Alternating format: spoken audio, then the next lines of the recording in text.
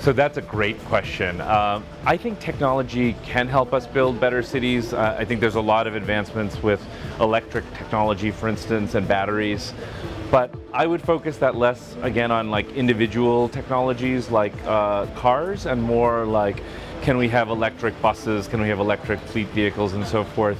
But in terms of identity, I mean, I think that's a very interesting aspect to it. To me, the way we preserve our identity is cultural connection. Like, the more we know each other and understand, you know, what does it mean. Most people that I know who live in cities are very proud that they live in their city. You know, you feel like you're part of Santiago or New York or Paris. And I think part of that has to do with the social connection that we feel on the streets and the sidewalks and mass transit. And so hopefully technology gets us out of our cars and into spaces that we're interacting in.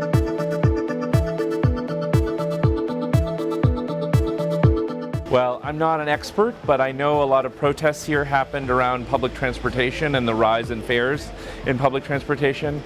And I think public transportation should be free or almost free, because first of all, we should reward people for taking metros and buses that are naturally more environmentally friendly than cars. Secondly, there seems to be an assumption that cars should drive for free in the city, but people who take mass transportation should have to pay. And where it should be the opposite. So for example, we ask the government to build a new road, a new bridge, a new tunnel, and we think that should all be free. But somehow we think, well, for the metro, well, someone should have to pay for that. And so that's really very unequal, and it does create a lot of social segregation as well. So I would really encourage not just Latin American cities, but all cities to rethink this idea of how to encourage people to use mass transportation.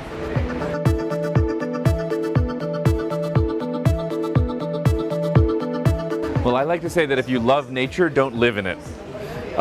Nothing is more destructive to natural landscape than human beings, and human beings trying to reside there. So the answer, I mean, I imagine a lot of that growth is sort of suburban sprawl at single family homes and so forth, and that's just a very inefficient use of land.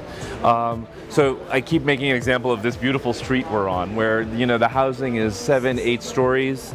This is a very nice density to house people in, and if we kind of lived in an average of this kind of density, we would use a lot less land and we wouldn't need to go out to the periphery that way.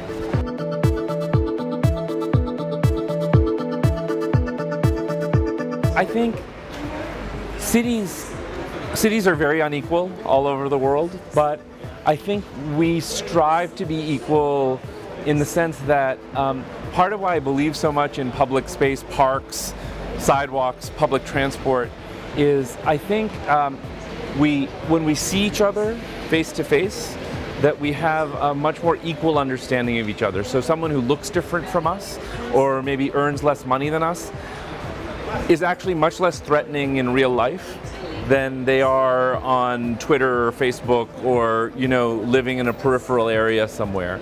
And so I think a huge part of how cities encourage equality is the creation of public space, but it's also policies like creating social housing in the heart of the city.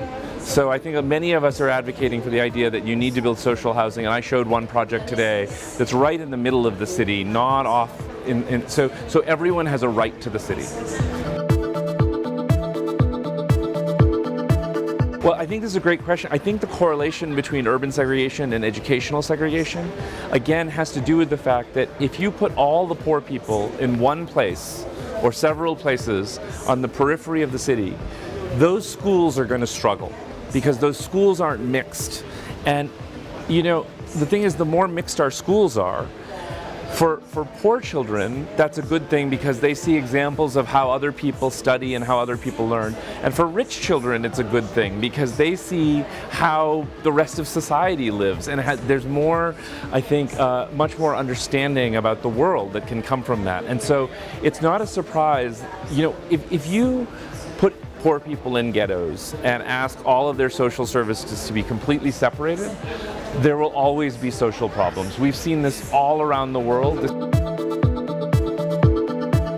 think a lot of students are very interested in urban issues in urban studies. We're seeing a huge increase in the number of students who are majoring in urban studies and taking urban studies classes, because I think young people are more urbane. We're seeing a big drop in the number of people who are buying cars. People are biking and walking and so forth, so they want to know how to make their communities better. So I think the one thing to start studying is really understand how communities work. And also, I think a lot of young people are very impatient, and cities are very complicated things, and it takes a lot of time and patience and gray hair to really kind of understand them. So it just does take a lot of patience to understand cities.